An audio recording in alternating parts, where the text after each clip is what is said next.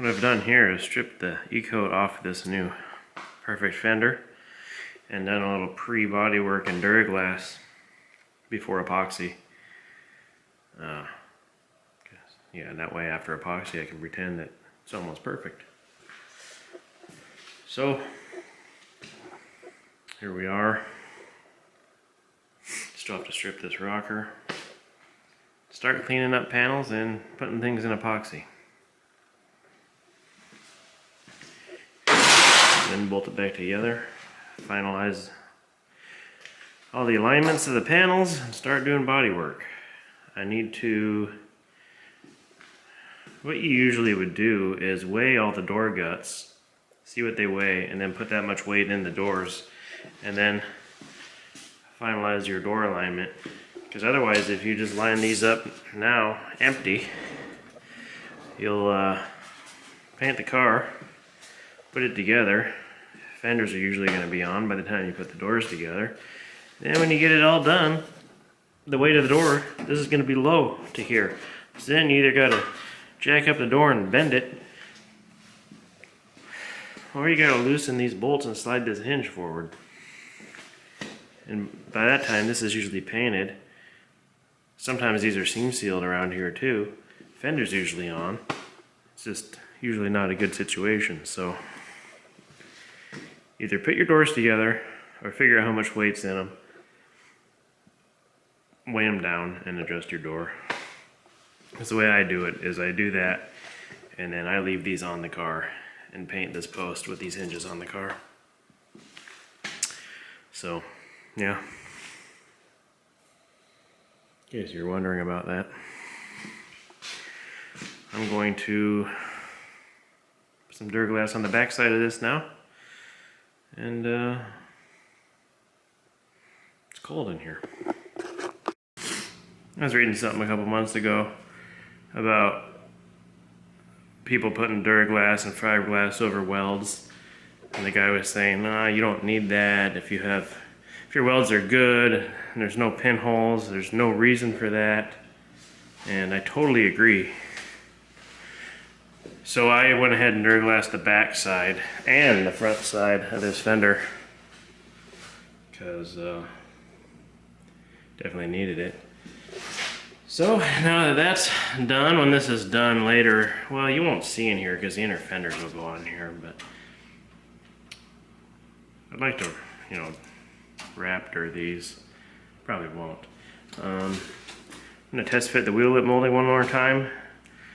I might grab the inner fender and see how far it is from fitting in here and modifying it to work now instead of later. We'll see. So I was getting ready to put some epoxy on the bottom of this hood. I need to start getting some stuff in epoxy and start reassembling and getting on to body work. But in doing so, I remember that I need to body work a little bit at the bottom. I mean, it's the bottom of the hood. I think I'm just going to go ahead and body work this stuff now before I epoxy it. Because after epoxy, it may stand out good enough-ish to where I don't have to actually prime this. So I'm going to do that. I'm going to body work that, and then I'll epoxy the bottom of this hood. And I might do... Oh, I'm definitely going to do the back side of this fender. And that's probably it for the moment. I got to pull that side of the car back apart, resand the firewall one more time, clean it up, mask it. I'm going to epoxy the firewall separately. And there's still plenty of stuff to do. I got to sand this jamb and the jamb on the door when those come off. I got to get in here and sand the trunk floor and the back sides of the quarter panels, bottom of the trunk. It's like pretty much when you're trying to do a complete car and not half-ass it, it's pretty much never ending. Also, still have to do the bottom of the roof rails and all this stuff. So, but I want to get some stuff in epoxy so I can just get going. I'll do the bottom of the hood, flip it over, I can do the top, and I'll just start putting the panels aside until the body's in epoxy, and I'll start putting it back together and then doing the filler work. So anyway, just so you know my thought process on how I'm doing this. So I guess I better actually do something. So that's done. And before you epoxy, you got to get the metal as clean as you can. So use your wax and grease remover. I use microfibers. They work way better than any kind of paper towel. No lint. You can see how it turns. I've already cleaned this some, but you'll get a black residue. You want to keep cleaning your bare metal until you get no residue on the towel. So basically, after you spray it down and wipe it, you want the towel to look new still.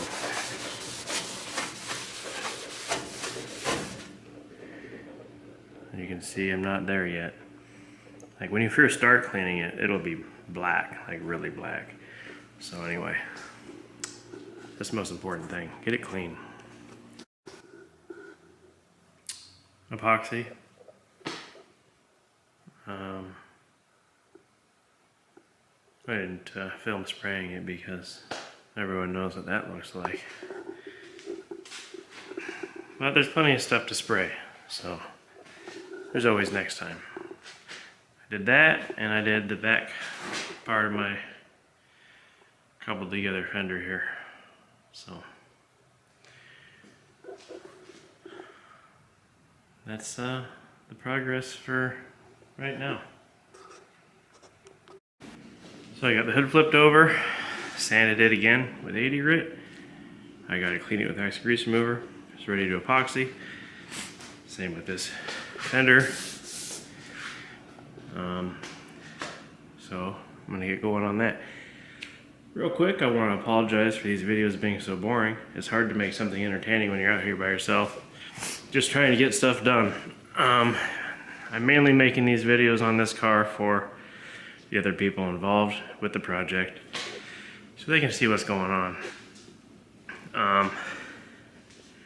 Yeah, but like I said, someday we'll have Jim and Angel back out here working on this, working on the hot rods he's got over there.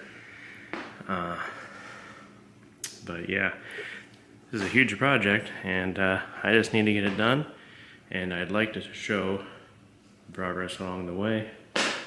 And I'm sure some people are interested, but yeah. So anyway, I'm gonna cover that with some plastic. I'm gonna clean these with wax and grease remover. I'm gonna mix up some epoxy.